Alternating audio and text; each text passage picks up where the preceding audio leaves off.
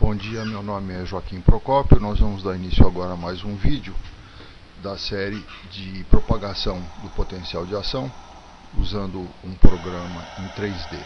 Eu gostaria de dar um aviso para vocês antes de começar, porque esse vídeo vai estar no YouTube e para que vocês possam assistir o vídeo com a melhor resolução possível, vocês escolham na barra de ferramentas, parece uma engrenagemzinha abaixo da tela do YouTube, escolham a opção de maior definição, porque esse vídeo foi gravado em alta definição. Então, meu nome é Joaquim Procópio, esse aqui é o meu e-mail. Se vocês quiserem me mandar sugestões ou críticas, serão bem-vindas. Então, nós vamos começar hoje com a parte final da nossa série de vídeos da propagação do potencial de ação. E hoje nós vamos ver o modelo hidráulico, que é a parte final, ou seja, é o modelo que representa os fenômenos elétricos envolvidos no potencial de ação e na sua propagação, utilizando um análogo hidráulico que tem sido bastante usado numa série de cursos que eu dei, e muitos alunos acabam entendendo os processos usando o modelo hidráulico, porque como nós vimos, até agora nós vimos o modelo biológico, que na realidade é simplesmente uma representação artística do axônio.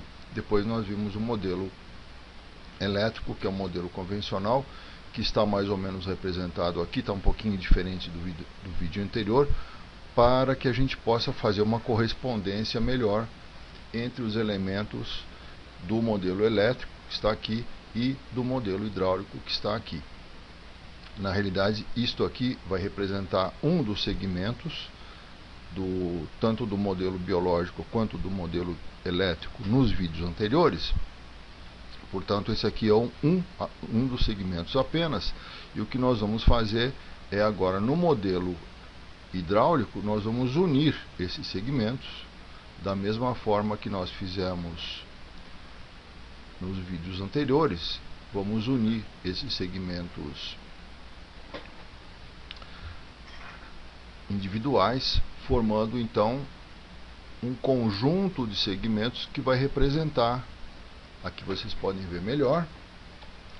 Então, esse aqui é um segmento, e o axônio agora vai ser representado por vários segmentos unidos através daquelas resistências axiais que nós já vimos muito bem no modelo elétrico. Então, mas antes da gente começar a descrever essa parte, nós vamos ter que fazer uma recordação em relação a um dos segmentos. Vamos usar um dos segmentos para representar, e vamos estabelecer as correlações entre os elementos do modelo elétrico e os elementos do modelo hidráulico, para que vocês possam entender exatamente o que cada elemento representa num e no outro modelo. Então vamos fazer uma pequena recordação do modelo elétrico, lembrando que no modelo elétrico nós representamos o potencial de membrana EM. Vamos aumentar um pouquinho aqui o potencial de membrana. O potencial de membrana foi representado então no modelo elétrico através de uma bateria com o seu polo positivo voltado para fora, e essa bateria representa então o potencial de repouso ou potencial de equilíbrio da membrana. Essa bateria está em série com a resistência Rm, que é a resistência elétrica global da membrana, que engloba todos os canais, com exceção dos canais de sódio e de potássio ativados por voltagem. Paralelamente a esses elementos EM e Rm, nós temos aqui uma representação elétrica dos canais de sódio voltagem independentes. Vamos dar um close aqui. E nos canais de sódio e voltagem dependentes, o que nós temos é a força eletromotriz dos canais de sódio, ou seja, a força eletromotriz do sódio, representada por essa bateria. Lembrando que o potencial de equilíbrio do sódio ENA é um potencial positivo. Nós usamos até agora 60 mV positivo. Lembrando que esta barra superior do circuito elétrico é o extracelular e a barra inferior é o intracelular. Em série com a bateria, que representa a força eletromotriz do sódio, nós temos uma resistência que representa a resistência global ou conjunta da população de canais de sódio e voltagem dependentes. E aqui nós temos uma pequena diferença em relação ao que nós apresentamos no vídeo anterior. Na realidade eu considero que é uma maneira mais correta de representar. E vocês estão vendo esse capacitor que representa o potencial de membrana. Então, na realidade, esse capacitor representa ao mesmo tempo a capacitância elétrica da membrana, ou seja, a propriedade pela qual a membrana é capaz de armazenar cargas elétricas, e ao mesmo tempo, como eu disse, representa na sua placa inferior o potencial de membrana. Então, esta placa verde do capacitor, ela representa o potencial de membrana VM. E a placa a cor-de-rosa, não sei bem que cor é essa, a placa superior do capacitor está ao potencial do extracelular, que nós consideramos como o potencial zero. Nosso potencial de referência é o potencial zero. Então esse aqui é o circuito equivalente, circuito elétrico equivalente da membrana. E agora nós vamos relembrar, porque na realidade nós já vimos algumas coisas do circuito do modelo hidráulico. Nós já vimos o modelo hidráulico do potencial de ação no vídeo anterior. A diferença é que nesse vídeo nós vamos estudar a propagação do potencial de ação utilizando o modelo hidráulico. Mas eu acho que é muito interessante a gente fazer uma pequena recordação desse modelo hidráulico, principalmente porque agora nós podemos traçar um paralelo entre os elementos do modelo hidráulico que está aqui embaixo e os elementos do modelo elétrico que está aqui em cima. Então, o nosso paralelo começa com o potencial de repouso, EM, que agora é representado no modelo hidráulico por esse reservatório, cujo nível é fixo, como já havia sido representado no vídeo anterior, nos vídeos anteriores, por meio desse anel lilás. Então, anel lilás significa potencial fixo, um nível fixo, ele não pode mudar. E esse nível fixo está fixado, portanto, a um potencial de menos 70 mV. Então vocês estão vendo que este anel verde representa o zero, o nosso referencial zero, que representa cuja analogia é com a barra superior do circuito elétrico, essa barra superior do extracelular. Então esse potencial zero é o nosso potencial de referência, e o potencial de repouso da membrana, ou seja, aquele potencial da membrana não perturbada, é menos 70 mV no nosso exemplo. Evidentemente, cada célula nervosa, cada neurônio tem o seu próprio potencial de repouso. Isso aqui é apenas um exemplo. Então, a associação é esta: potencial de repouso EM, a bateria voltada para fora, portanto, potencial negativo, aqui o potencial negativo abaixo do nível zero. A resistência RM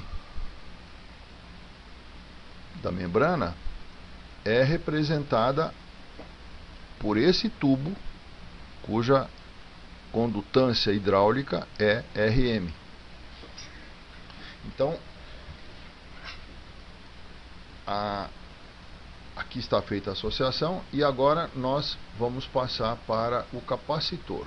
Então, o capacitor é um pouquinho mais complicado, porque esse reservatório intermediário, esse reservatório que fica no meio dos dois, é o reservatório que representa o potencial de membrana.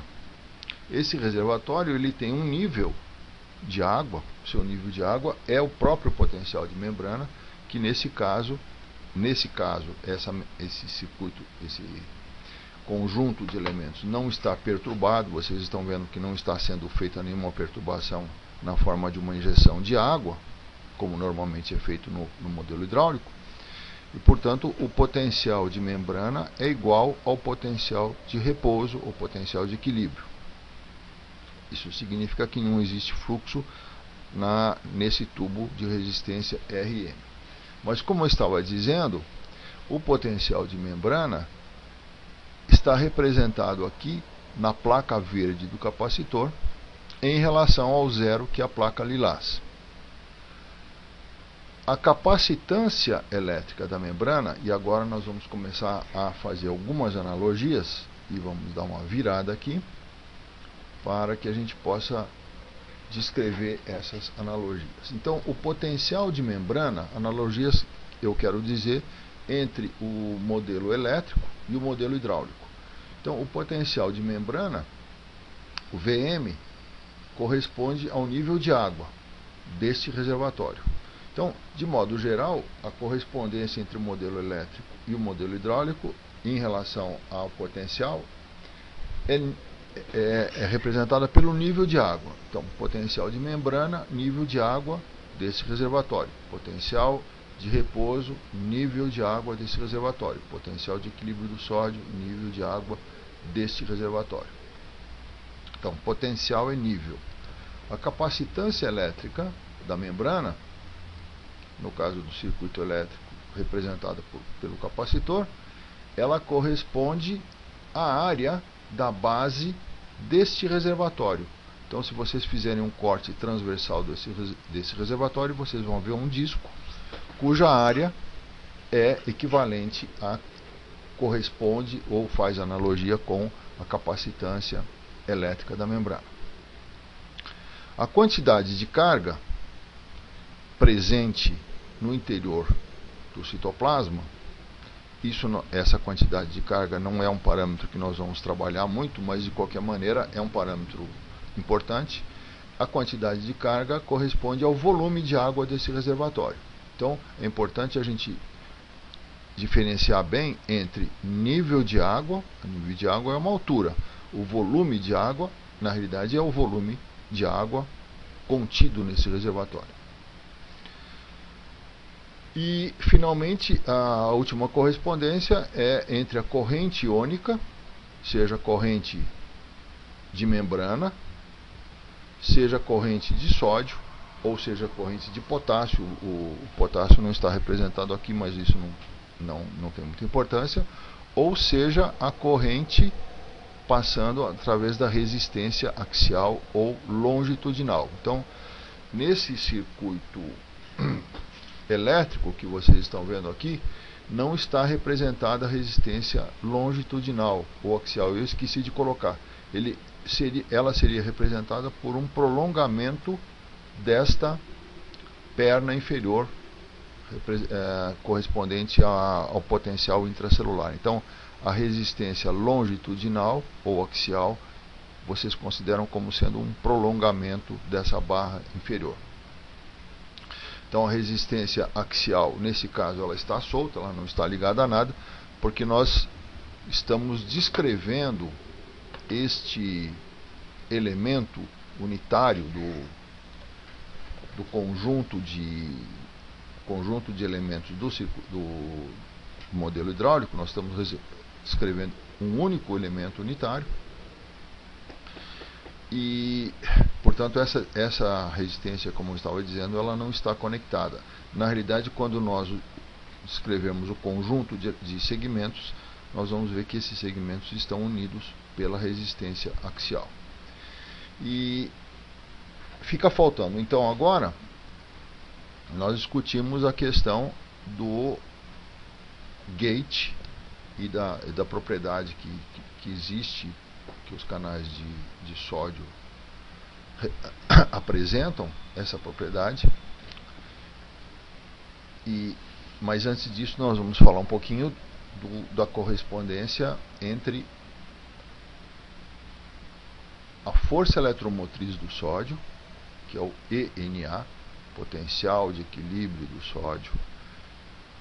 No nosso exemplo, até agora a gente tem usado mais 60 mV, então vocês estão vendo que agora o polo positivo da bateria está voltado para baixo, para o intracelular. Portanto, essa bateria ela tende a fazer com que o intracelular tenha um valor positivo, mas evidentemente essa bateria ela vai ter que se adaptar ao conjunto de elementos do circuito, ou seja, ela não vai dominar necessariamente o potencial dessa barra inferior. Isso vai depender de uma série de fatores. Durante o potencial de ação, a gente sabe que o potencial de membrana ele passa a ser dominado essencialmente pelo potencial de equilíbrio do sódio, embora ele não chegue a atingir exatamente o potencial de equilíbrio do sódio. Em série com a bateria ENA, nós temos a resistência conjunta dos canais de sódio, e aqui então nós temos a correspondência no modelo hidráulico. Então, potencial de equilíbrio do sódio, agora no modelo hidráulico, é a altura deste nível. Então, esse nível, esse reservatório que vocês estão vendo aqui, representa o reservatório do sódio. E o nível desse reservatório, que é fixo, assim, uma vez que ele está representado por esse anel lilás, o nível ENA é fixo, e é mantido a um valor de 60 mV acima de zero, portanto 60 mV positivo. Agora, observem que existe uma conexão do reservatório do sódio com o potencial de membrana.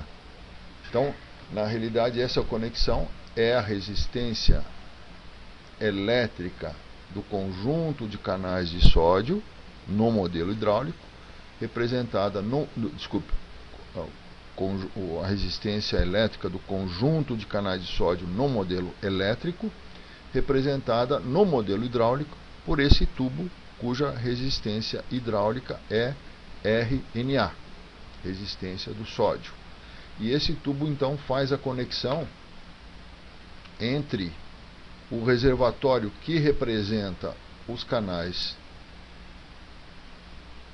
de sódio. Então vamos fazer aqui um close. Então esse aqui é o reservatório que representa os canais de sódio, fazendo a conexão com o reservatório que representa o potencial de membrana. Observem agora que esta conexão ela está interrompida, ou seja, do modo como está representado esse desenho aqui, que significa que nós estamos trabalhando na condição de repouso ainda, existe uma tampa fechando esse tubo RNA. Portanto, não existe possibilidade no momento de fluxo de sódio, de fluxo de água desse reservatório para esse reservatório. Mas o importante é vocês observarem que existe um potencial de produção de fluxo. Ou seja, existe uma tendência do sódio, ou seja, existe uma tendência da água, nesse caso, em fluir desse reservatório para esse reservatório. Vocês estão vendo que existe uma enorme diferença de nível. Na realidade, essa diferença de nível ela pode ser medida, ela tem um valor quantitativo, que é a diferença entre esse nível, mais 60 mV, e a diferença entre este nível, que está aqui, que é igual a EM, menos 70 mV. Então, nós temos uma diferença aqui de 130 mV, ou seja, mais 60 menos 70, isto significa 130 mV de diferença, ou seja, a força movente desta água, a diferença de nível de água é de 130 mV ou de 130 metros, se a gente estivesse trabalhando com um reservatório por exemplo, uma represa. Então, existe uma enorme diferença de nível. Então, a gente percebe que a tendência, existe uma grande tendência desta água influir desse reservatório para esse reservatório. Evidentemente, não ocorre esse fluxo de água, porque, como nós já vimos, existe essa tampa fechando. E essa tampa, agora, para finalizar a nossa descrição, essa tampa ela está controlada por uma boia, que é esta boia vermelha que vocês estão vendo aqui, que está fechando, ligada à tampa que fecha o tubo RNA.